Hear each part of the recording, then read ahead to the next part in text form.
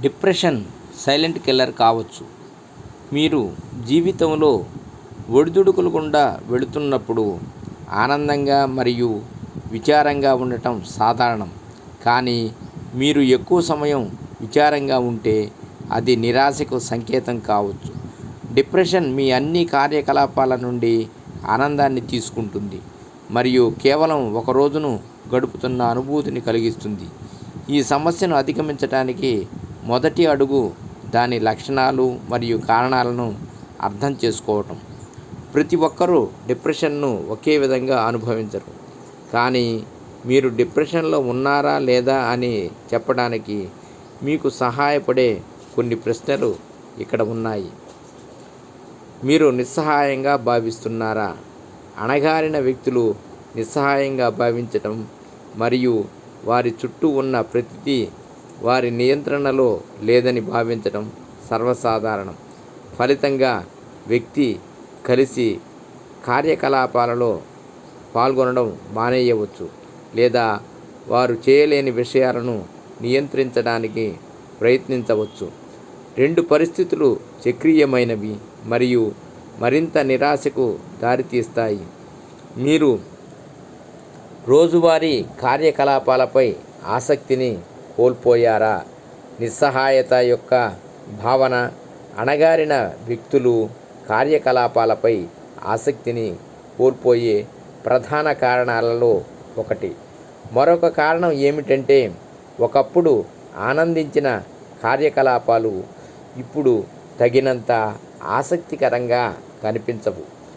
చాలా సందర్భాలలో ఇది వ్యక్తి తనను తాను వేరు చేసుకోవడానికి మరియు అతని కుటుంబం మరియు స్నేహితులందరి నుండి వైదొలగడానికి దారితీస్తుంది.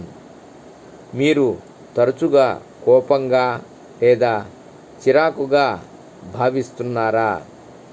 డిప్రెషన్ దాదాపు ఎల్లప్పుడూ చిరాకు మరియు కోపంతో కూడి ఉంటుంది. సాధారణంగా త్వరగా విస్మరించబడే చిన్న చీకాకులు తగని ప్రాముఖ్యతను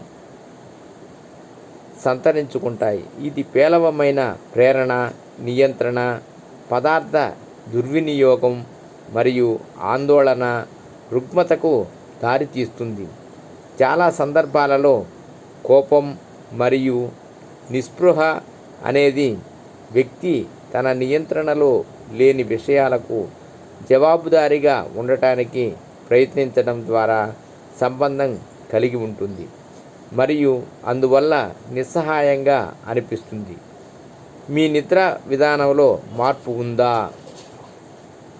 మీ నిద్ర నాణ్యత మీ అనుభూతికి చాలా దగ్గర సంబంధం కలిగి ఉంటుంది.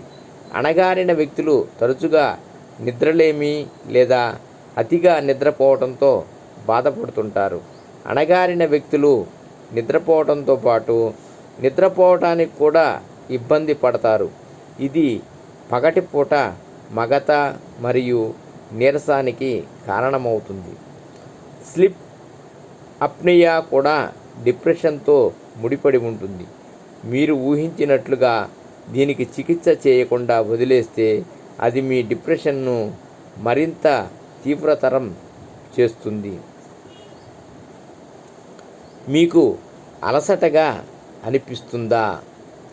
శరీరానికి తగినంత నిద్ర లభించనప్పుడు మీరు అలసటగా అనిపించటం ప్రారంభిస్తుంది. ఈ విధంగా అణగారిన వ్యక్తులు తరచుగా అలసటతో ఉంటారు మరియు అనేక కండరాల మరియు కీళ్ల నొప్పుల గురించి ఫిర్యాదు చేస్తారు.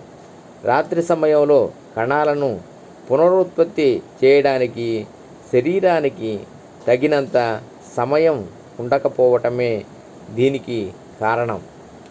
ఇది సాధారణంగా నిరంతర తలనొప్పులు మరియు కడుపు నొప్పుల ఫిర్యాదులతో సంపూర్ణంగా ఉంటుంది. ఈ రెండు మానసికంగా మీరు అనుభూతి చెందే విధానానికి అనుసంధానించబడి ఉంటాయి. డిప్రెషన్ యొక్క స్వభావము ఏమిటంటే అది ఒక వ్యక్తి యొక్క ఆత్మగౌరవాన్ని, సహాయం కోరే అతని సామర్థ్యానికి ఆటంకం కలిగించే స్థాయికి తగ్గిస్తుంది. కాబట్టి పై ప్రశ్నలకు మీరు సానుకూల స్పందనను కలిగి ఉన్నట్లయితే మీ సమస్యను మరింత తీవ్రతరం చేసి ముందు పరిష్కరించాల్సిన సమయం ఆసన్నమైంది. సర్వే జన సుఖినో భవంతు. ఓం నమః శివాయ.